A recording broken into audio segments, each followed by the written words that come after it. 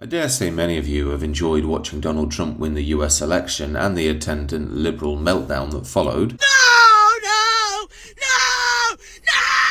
Yet Trump's victory is somewhat bittersweet, and that's because we may not see a figure like Trump or even someone on the right elected again in the United States and maybe even many Western nations. This is simply because, as the famous saying goes, demographics are destiny. So with this in mind, let's take a look at the ethnic breakdown of the US election, and remember, this is a similar case for all Western nations. Just as a quick reminder, this is where we're sitting now. Donald Trump has got past the 270 electoral votes required to win the election, and he's also slated to win Nevada and Arizona, meaning his total will come to about 301 electoral votes. Yet on your screen now is a map of the USA if only white people voted. Here you can see he gets even more electoral votes with 326 and gets about 90 million votes in total. Next up is an election map if only black people voted. As you can see, it's completely Democrat. Not one state goes to the Republicans. Kamala gets 27 million views. Trump gets only 2.7 million.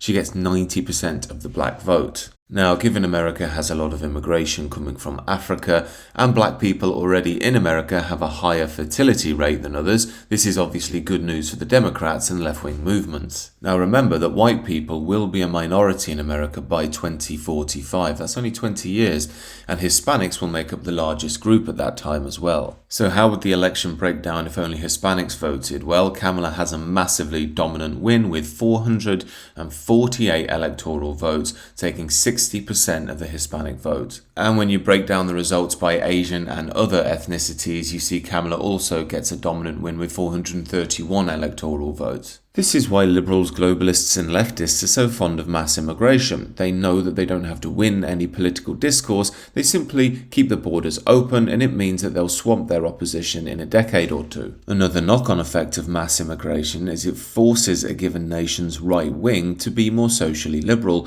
Of course, we've seen that in the UK with the modern Tory party, which is essentially just a liberal party now. Yet there was one positive note in the election data. Many on the right, myself included, have been critical of white liberal women voting against their own interests in the Western world. However, white women did actually vote in favour of Trump. He got 52% of that vote. But what we're witnessing here is something we're going to see more and more in Western nations. That's the native vote essentially swamped by the new arrivals. However, despite it looking good for leftists and globalists on the surface, I don't think it'll pan out well in the long run. That's simply because what we're likely to see is balkanization. This will mean different ethnic, religious and social groups retreating to their own enclaves and demanding political power of their own. I'm presently working on quite a big piece exploring how we can navigate such balkanization, but in the meantime, do let me know what you think down below and do consider subscribing to the channel.